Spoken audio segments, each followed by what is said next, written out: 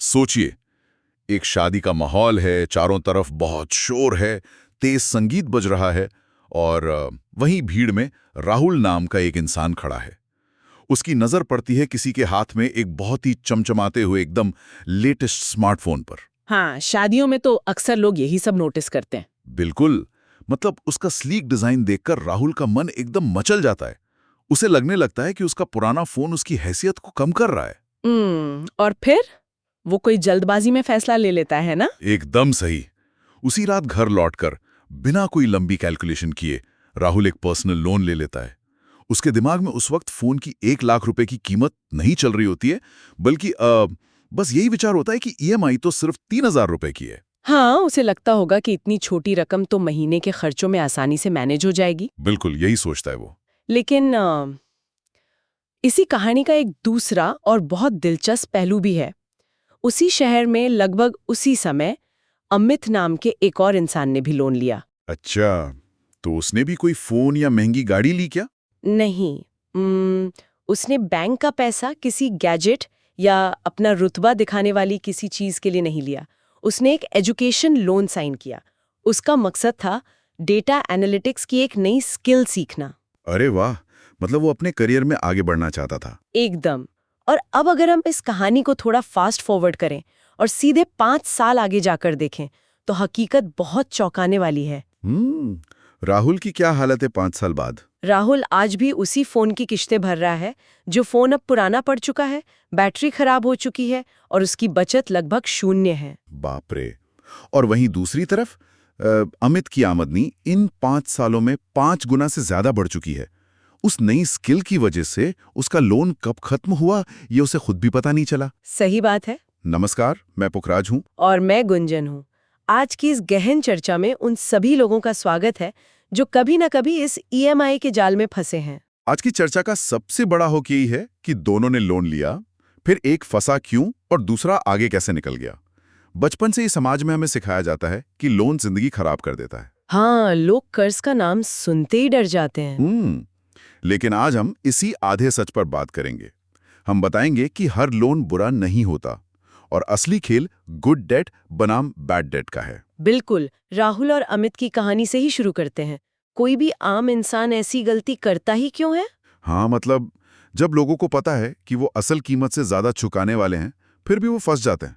मुझे तो ये बिल्कुल जंक फूड खाने जैसा लगता है। Junk food? वो कैसे? मतलब खाते समय तो बहुत अच्छा लगता है, लेकिन लंबे समय में ये सेहत को, मेरा मतलब है वेल्थ को धीरे धीरे खत्म कर देता है। फिर भी लोग इस जाल से निकल क्यों नहीं पाते? बहुत ही सटीक तुलना है। इसके पीछे वजह है तुरंत मिलने वाली खुशी, जिसे हम इंस्टेंट ग्रेटिफिकेशन कहते हैं।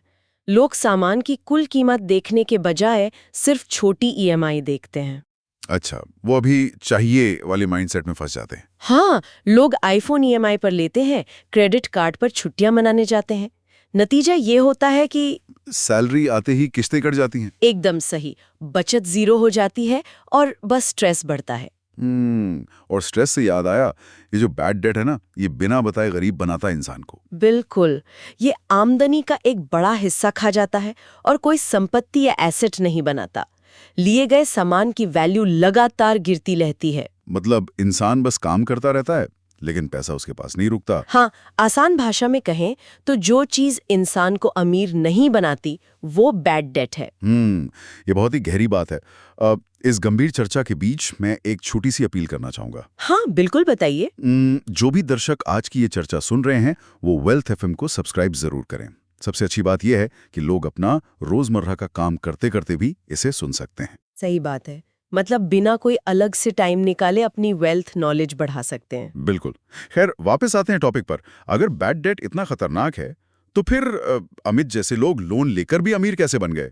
यहीं से गुड डेट का कॉन्सेप्ट आता है। गुड डेट वो लोन है जो आमदनी बढ़ाता है, भविष्य में रिटर्न देता है और कोई एसेट बनाता है। जैसे कोई एजुकेशन लोन हो गया या बिजनेस लोन। हाँ, या फिर कोई रेंटल प्रॉपर्टी लोन। आसान शब्दों में, जो कर्ज भविष्य में ज्यादा पैसा कमाने लायक बनाता है, वो गुड डेट है। लेकिन यार, यहाँ मुझे थोड़ा संशय है। क्या एजुकेशन या बिजनेस के फेल होने का डर नहीं होता? मतलब अगर दांव उल्टा पड़ गया तो? ये बहुत ही लाजमी सवाल है। इसके लिए एक गोल्डन रूल है जो हमेशा याद रखना चाहिए। कोई भी लोन लेने से पहले ये पूछना चाहिए कि क्या ये लोन भविष्य में ज्यादा कमाने में मदद करेगा। मतलब अगर जवाब ना है तो बिल्कुल मत लो। बिल्कुल। और अगर हाँ है तो पूरी तरह सोच समझकर रिटर्न का कैलकुलेशन करके ही लो।